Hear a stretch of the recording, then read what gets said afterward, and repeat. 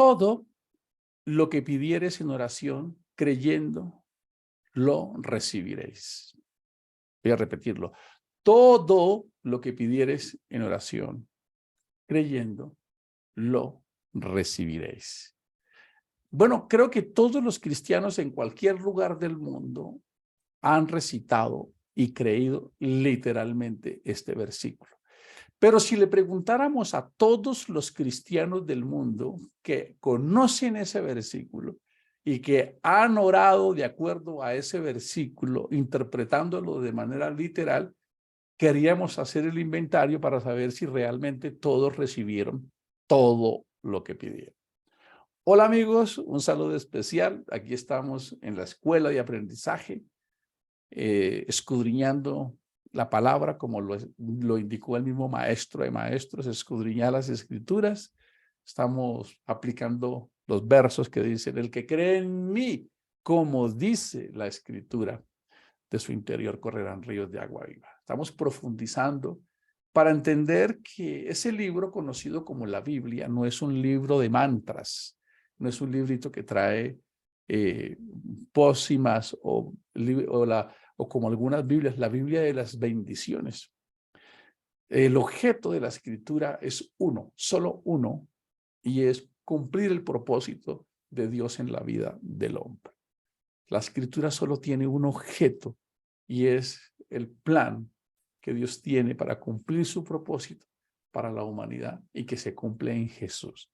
Por eso cualquier otra profecía o otra fábula que salga por ahí se sale del contexto. Solo hay un objetivo. Así lo dice, por eso el objetivo de la ley es Cristo. La palabra griega para objetivo es telos, ¿sí? Quiere decir lo que realmente le aplica para la objetividad. Por eso el Señor Jesús dijo, todo esto que ustedes vieron, todo esto que está sucediendo, es para que se cumpliese lo que dijo, lo que decía de mí, todo lo que está escrito de mí en la ley, en los salmos y en los profetas. ¿Se escucha? Todo lo que está escrito de mí, que se cumpliese todo lo que estaba escrito de mí en la ley de Moisés, en los salmos y en los profetas. Ese era el objetivo. Así que cuando Jesús viene y Jesús muere y resucita en la cruz, todo queda consumado. Así es. Por eso el libro de Apocalipsis no se llama libro de profecía, se llama libro de revelaciones. La profecía está en Daniel, específicamente apocalíptica, que lo hemos visto los sábados en nuestras reuniones de estudio. Así que cuando él muere en la cruz, las palabras que él expresa en el griego, Jesús hablaba también arameo, él dice tetelestai, que quiere decir pagado totalmente. Pagué por toda la humanidad. He cancelado la deuda. ¿Cómo les parece? Ya no hay que agregarle, por eso el apóstol dice, incluso si a Cristo lo conocimos en la carne, ya no, porque ese era un objetivo. El que tuviéramos un hijo tenía un propósito que se cumple cuando él muere, así que ya no necesitamos ni hijo, ni cordero. Los que han aceptado a Cristo no necesitan un cordero pascual, ni a un hijo, porque ya se cumplió el objetivo, y es que él pudiese convertirse en el sustituto, en la ofrenda de la redención. Importante que tengamos eso en cuenta. De esa misma manera, cuando hablamos de la oración, que es el tema que hemos estado desarrollando, debemos volver nuevamente a interpretar por qué el Señor Jesús les dio estas instrucciones a los discípulos. Si ustedes leen la oración completa de Mateo, donde él empieza a decir, vosotros oraréis así, Padre nuestro que estás en los cielos, santificado sea tu nombre. Venga tu reino, hágase tu voluntad, así en la tierra como se hace en el cielo. Dice, y el pan nuestro, dánoslo hoy, o el pan de cada día, por favor, provéelo para nosotros. Si ustedes se avanzan al verso 31 y 33 del libro de Mateo, pareciese haber una contradicción. Quiere decir que necesitamos hacerle el contexto a eso. Voy a adelantarme un poco a lo que estaremos viendo quizás por allá en 2 semanas. Cuando el Señor Jesús se refiere al alimento, o al vestido, él les dice lo siguiente: así que no se preocupen por todo esto. Él les dice: ¿por qué os preocupáis por qué habéis de comer o qué habéis de vestir? Mateo 6, 31, 33. Y les dice: así que no se preocupen por todo eso diciendo qué comeremos o qué beberemos o qué ropa nos pondremos. Esas cosas dominan el pensamiento de los incrédulos, pero su Padre Celestial ya conoce todas sus necesidades. Busquen el reino de Dios por encima de todos los demás y lleven una vida justa y Él les dará todo lo que necesitan. Es un derroche de contenido, porque los seres humanos queremos la seguridad y nos cuesta un gran trabajo creerle a Dios y depender de Dios. Y si nosotros no repasamos la historia, no leemos la escritura, nos vamos a estar dejando atrapar por una visión de prosperidad, que es la forma en que se predica este evangelio. Salomón lo explicó muy bien cuando habló de la paradoja de la vida. Tú vas a vivir momentos muy distintos. Un día tendrás abundancia y un día estarás quebrado. Y ahí también está Dios. Un día vas a tener salud y un día estarás enfermo. Un día vas a perder y un día vas a ganar. Un día vas a cosechar. Un día vas a sembrar y un día vas a cosechar. Y la lista es larga. Un día estarás que gritas de alegría y un día estarás deprimido, queriéndonos dar a entender que mientras estemos en este cuerpo, la vicisitud y la dificultad hará parte de nuestra vida. Por eso en Eclesiastés, cuando se habla de la felicidad plena, lo dice tan claro, dice: el que verdaderamente es plenamente feliz, aunque es una hipérbole, es el que todavía no ha nacido. Ese es el único feliz, porque apenas alguien venga a este mundo, ya empiezan las palmaditas en la cola, las chuzaditas, las dificultades, a correr para llenar una cantidad de estereotipos. De niños nos enamoramos, nos rompen el corazón, se las rompemos a otras y vivimos en un mundo que viene distorsionado. Quiere decir que eso nos va a suceder. Y lo que Él quiere es que nosotros aprendamos a depender, a vivir de Él. Entonces, si leemos Mateo 6, donde la oración nos instruye a que tenemos que estar pidiéndole a Él el pan del Padre, en el Padre Nuestro, pero más adelante, 20 versos más adelante, Él les dice: pero ustedes no se han dado cuenta que yo soy su papá. Yo les coloqué un ejemplo a ustedes, ¿verdad? De pronto en la casa, un día cuando estamos haciendo el almuerzo, mis hijos pueden decir: papá, tengo hambre, pero me están escontando, me están diciendo que tienen hambre, como que hagamos algo, ¿cierto? Y ellos toman decisiones de qué quieren comer, recomiendan, porque Él quería que nosotros tuviéramos ese nivel de comprensión con Él, que estamos en un momento. Y así como en nuestras casas, ustedes mismos lo han vivido. Quiero invitar a todos a que pensemos en nuestras propias vidas, porque a veces se nos olvida. Todos nosotros hemos pasado momentos difíciles en algún momento. Y ahí estuvo Dios con nosotros y nuestra fe no pudo haber menguado porque teníamos todas las respuestas. Pero hay familias que en algún momento también han sido muy abundantes y los hijos lo han tenido todo porque su padre es abundante. Pero esas mismas familias han quizás quebrado y llegado a una crisis fatal y los hijos han tenido que vivir de acuerdo a esa crisis fatal. Él quiere que nosotros entendamos que el reino de los cielos no depende ni de comida, ni de bebida, ni de los bienes que posea el hombre. Eso se debe entender a la luz de la palabra. Esta oración que Él les está enseñando a este grupito de personas que está ahí, tenía que ver mucho para corregir la forma religiosa y repetitiva con la que ellos oraban. Y ya sabemos que no es un recital para que lo convirtamos en oraciones que se pueden repetir, porque si no caeríamos automáticamente en el error del cual Él nos está previniendo, porque Él dijo: no hagan vanas repeticiones que son palabrerías. Entonces quiere decir que si yo hago 5 o 10 supuestos Padre Nuestros, porque realmente se llama la oración del Padre Nuestro, se debería llamar más la guía de oración. Así se debería llamar, no el Padre Nuestro, porque yo lo vuelvo una oración. Entonces, si yo empiezo a decir 5 Padre Nuestros, entonces ya ya quebranté el mandamiento que él dio. Me dijo, no hagan repeticiones, no piensen que por repetir cosas ustedes van a recibir las cosas, porque ahí lo dice, porque yo ya sé que ustedes necesitan eso. Quiero que ustedes entiendan que yo soy como un padre para ustedes. Y ustedes recuerden cómo eran en sus casas con sus padres. Ustedes hasta se pasaban en sus casas, comían, se apropiaban de las cosas con toda libertad. Entonces, muy importante, antes de que desarrollemos estos como 6 cometidos, porque dentro de esa oración hay como 6 pasos de instrucciones sobre la forma en que pudiésemos desarrollar una oración. Pero antes vamos a tomar algunos elementos de lo que realmente quiere Dios en la oración. Porque ya vimos que el mismo Jesús les está enseñando más adelante que el que se la pasa pensando en la comida y en los bienes de esta tierra es alguien que no le cree a Dios.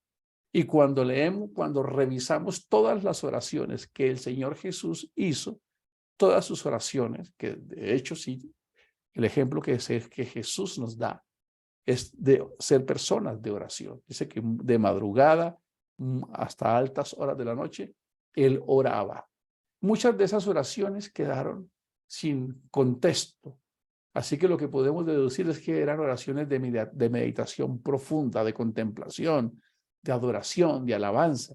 Cuando escuchamos las oraciones de Jesús, ellas estaban enfocadas en agradecer porque Dios lo escuchaba, como cuando resucitó Lázaro.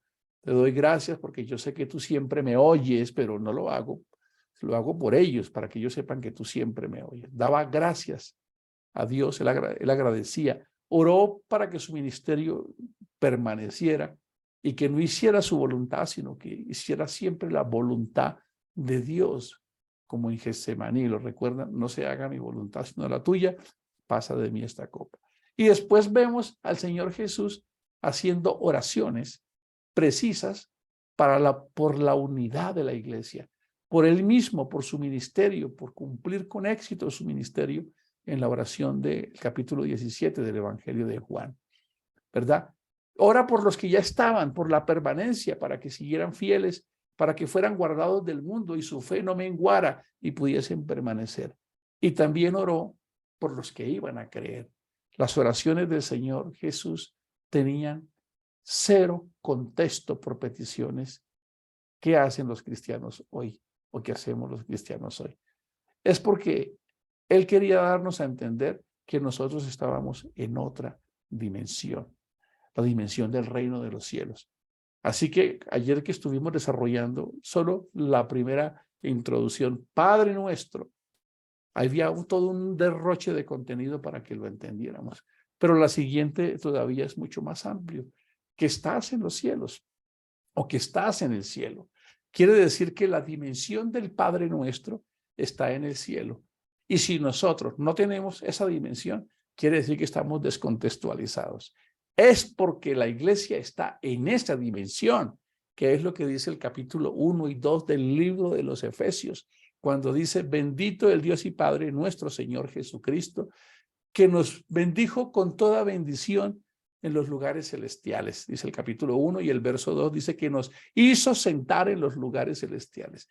Así que este Padre nuestro tiene un contexto muy profundo de resignificar que si nuestro Padre está en el reino de los cielos, nosotros estamos en esa dimensión del reino de los cielos. Y quisiera que todos los que están escuchando este video, este mensaje, nos preguntáramos, si yo estoy en el reino de los cielos, mis oraciones corresponden a un ciudadano del reino de los cielos. Y nos vamos a dar cuenta que ahí tenemos un eslabón perdido. Por eso cuando ustedes leen Colosenses 3, en los primeros versos dice, si habéis resucitado con Cristo, es decir, si habéis adquirido la ciudadanía de Cristo, poned la mirada en las cosas de arriba donde está Cristo sentado. ¡Wow! Nos da a entender que cuando nos hacemos ciudadanos del reino, nuestra escala de valores, nuestras prioridades cambian, las motivaciones, lo que añoramos pasa a otra dimensión. Por eso en el capítulo 6 del verso 31 de Mateo le dice, ustedes como hijos míos, ¿qué hacen preocupados todavía ¿Por qué van a comer o qué se van a colocar? Ahí lo pueden leer en Mateo 6:31 en adelante. Luego ustedes y yo no son mis hijos. Eso hacen los incrédulos, los que no son parte del reino de los cielos, los que todavía no lo han aceptado, que siempre está la puerta abierta. Porque cuando ya alguien está en el reino de los cielos, sabe que lo que le pase está dentro de un propósito, pero le aseguro que no se perderá. Es lo que dice su palabra. Entonces la oración tiene un componente que va más allá de lo que nos enseñó el Padre Nuestro, que estaba enfocado a responder una pregunta y hacer una corrección al modelo defectuoso que estaban haciendo los judíos para orar. Así que vamos a que tengamos en claro esto. El objeto de la oración está basado en 3 puntos importantes. Primero, en reconocimiento. Así es, en dependencia y en confianza. Si ustedes analizan esto con sus hijos, puede que nuestros hijos ya sean mayores y puede que ellos puedan hacer muchas cosas en nuestra casa, pero hay algunas cosas que nosotros queremos que ellos nos consulten y que cuando nos consultan, igual es un sí, pero nos sentimos ¿qué? Reconocidos. Gracias, hijo. Sí puedes venir con tu novia. Sí, hijo, puedes ir. Sí, hijo, puedes llegar. Él incluso se puede ir o nos puede notificar cuando lo haya hecho. Pero por eso Él escogió el modelo de padre. Quiere que nosotros lo reconozcamos, que Él es nuestro Padre, pero que también dependamos de Él. Así es, como lo veíamos ayer, siempre vamos a tener a nuestros padres ahí y siempre los vamos a ver como una oportunidad de ir a refugiarnos cuando nos han roto el corazón, como lo veíamos ayer, o en circunstancias difíciles. ¿A dónde vamos? A nuestros padres. Los que no tenemos un padre como en mi casa, pues tenemos una madre padre y acudimos a ella. Esa es la persona a la que más le decimos cuando de pronto nos quedamos sin dinero, cuando estamos en una situación que realmente da vergüenza. Es ahí donde nos acercamos con toda confianza para decirle que seguimos dependiendo. Era una pedagogía altísima la que él quería darnos y no simplemente un acto religioso, y que tuviéramos confianza, que aprendiéramos a confiar en él, que es la palabra que más representa la fe. Confianza es fe, es que pudiésemos estar seguros que pase lo que pase, él tiene el control y que van a haber cosas que no las vamos a comprender en esta dimensión, que las vamos a identificar como pérdidas o como injustas, como seguramente pasó en el caso de Caín y Abel.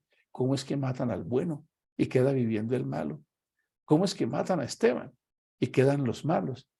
¿Cómo es que viene la matanza de los niños? ¿Cómo es que, y las preguntas que nosotros no logramos comprender? Es que sepamos que este mundo no es la verdadera vida, es apenas un atisbo, es un episodio que nos permite proyectarnos a la verdadera vida, que es la eternidad. Entonces, es importante que tengamos esto en cuenta. El objeto de nuestra oración son estos 3 puntos, que los reconozcamos a Él. No porque Él lo necesite, ya eso lo explicamos el primer día, que es que cuando lo tomamos desde nuestra mente, entonces alguien va a decir, pues tan narcisista este Dios. Yo les colocaba un ejemplo de la atmósfera, ¿verdad? Para mí, yo dependo de la atmósfera y yo reconozco a la atmósfera. Y si la atmósfera me dijera que la adore, yo no la adoro haciéndole un culto reverencial. No, yo la adoro respirando, viviendo. Y nadie tiene que decirme, por favor, tienes que respirar, adora la atmósfera. No, tranquilo, que yo sé que la necesito y dependo de la atmósfera.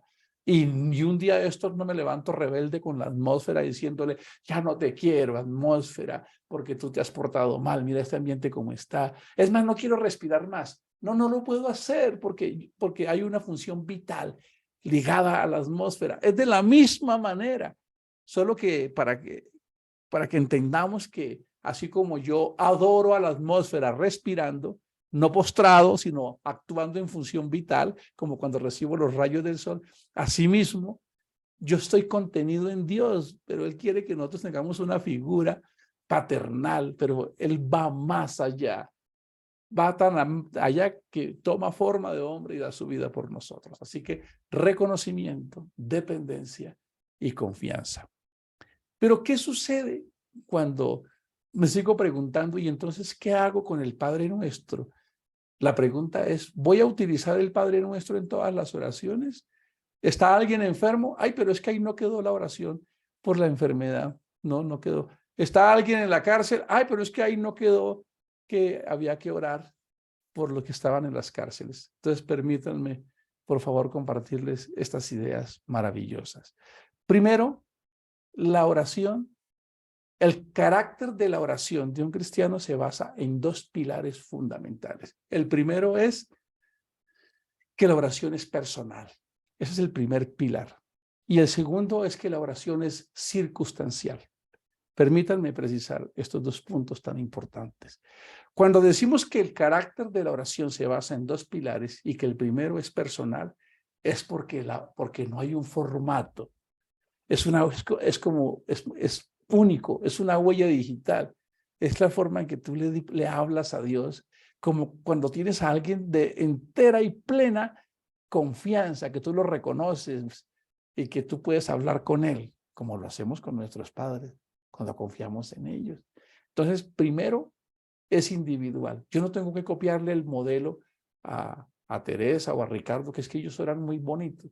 Puedo tomar algunos elementos, me gusta la forma en que lo hace, pero mi oración siempre va a ser muy personal. ¿Por qué es importante? Porque la oración, cuando es personal, va a depender de 3 puntos más. Tú vas a orar a Dios de acuerdo a tu estado de ánimo. ¿Cómo les parece? Sí, así es. Si tú un día estás alegre, hay una vocación tuya a arrodillarte. Yo lo hice anoche. Aquí en mi casa logré resolver algunas cosas. Mis hijos estaban. Apagué la luz. No quería pedirle nada a Dios. Solo quería decirle gracias. Y no hice otra cosa sino darle gracias. Así que la oración va a depender. Primero, hay un capítulo que es personal, pero ese personal tiene 3 puntos que va a depender de mi estado de ánimo. Quiero que esto quede ahí en sus mentes para que lo analicen. Hay momentos en que tú estás diciendo, hoy no quiero sino dar gracias, pero un día que estés triste, vas a pedir ayuda y le vas a decir, estoy triste, Señor. Que eran las oraciones que hacía el salmista David, cuando dice, respóndeme cuando clamo, oh Dios de mi justicia, y escucha mi oración.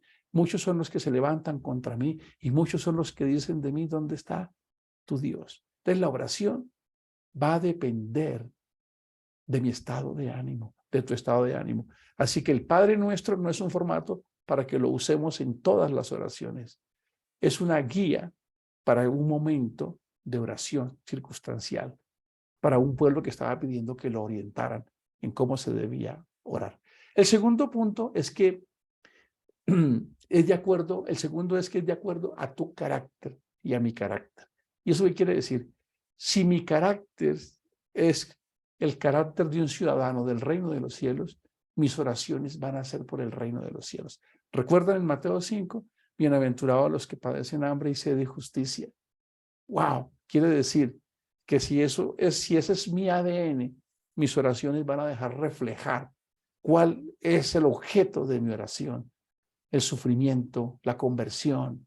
Mis oraciones dejan de ser egoístas y no son centradas en mí, en pedir que mis hijos, que mi esposo, que vaya, que venga, que me dé, sino que empiezo a olvidarme y a tener el carácter de Jesús. Así que va a depender mucho del carácter de cada uno de nosotros. Y 3, va a depender de acuerdo al conocimiento que tengamos. Así es. A veces no conocer, por eso su palabra dice que mi pueblo se perdió por falta de conocimiento. ¿Cuántos en estos devocionales, cuánta luz hemos logrado tener y ahora empezamos a conocer? Entre más conocemos. Pablo lo dice, cuando no sabía, era como un niño, pero ahora voy creciendo. Entonces, la primera base es que la oración es personal y va a depender de tu estado de ánimo. Si estás feliz, vas a agradecer, ¿verdad? Si estás triste, vas a pedir o vas a pedir que Dios te dé cobertura. También va a depender de tu carácter, de que ya has nacido de nuevo y tus prioridades, lo que te da la felicidad, tiene que ver el reino de los cielos y el nivel de conocimiento que tengamos. Y por último, que las oraciones son circunstanciales. Así es, porque las circunstancias son distintas, ¿sí? No son un estándar para todo. ¿Qué quiere decir? Que si yo tengo una situación con la familia, voy a orar de una manera. Si tengo una situación con mi salud, voy a orar de otra manera. Si tengo un reto económico, un conflicto, las oraciones son circunstanciales, son individuales para cada uno. Cada uno lo va a vivir porque le embargaron la casa, porque el hijo está en la cárcel, porque tuvo una enfermedad, porque hubo un accidente. Así que las oraciones no son formatos estandarizados. Las oraciones son circunstanciales y son muy personales también. Cada uno las vive de manera diferente. Y por último, las oraciones son contextuales. ¿Y eso qué quiere decir, tío? Sí, que si nosotros nos devolviéramos 2000 años a la iglesia que fundó Cristo, en esa época tú no podrías tener Netflix, ni internet, ni smartphone, ni tener casa, ni llevar tus hijos al colegio, ni tener subsidio, ni calificar para trabajo, porque los cristianos eran considerados la plebe, eran considerados la plaga, considerados lo peor, eran considerados la desgracia más grande. Entonces, quiere decir que mis oraciones también van a ser de acuerdo al contexto, a lo que esté pasando en el entorno, a lo que esté sucediendo. Como estamos viendo este mundo, según las noticias de ayer de nuestros amigos peliones, Biden y Putin, el mundo está en un vilo, en un momento muy difícil. Si eso llegara a ser algo que se desencadena, este punto que les estoy diciendo cobraría mucha fuerza, que las oraciones se hacen de acuerdo al contexto. Porque hoy estamos en un mundo de abundancia y estamos orando por unas cosas que las tenemos y las queremos proteger.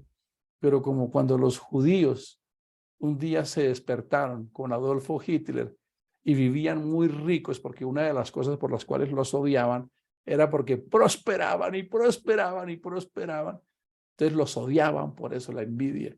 Y un día los llevaron al parque, los hicieron formar con una maletica y el contexto cambió. Las oraciones van a depender del contexto. Y el desafío más grande de un cristiano es aprender a orar en un contexto de abundancia. Señor, te damos gracias en esta mañana porque tú nos permites con inteligencia entender tu palabra y no entrar en la religiosidad, no entrar en los mitos, sino simplemente entender que en todo hay un propósito, que todo debe tener un propósito y que esta forma en que tú nos enseñaste a orar en Mateo 6 tiene que ver con aprender una guía, que también la vamos a desarrollar, pero la oración en la Escritura es más profunda que esa instrucción que tú le diste a los judíos y a tus discípulos. Gracias por ello. Bendiciones. Nos vemos mañana.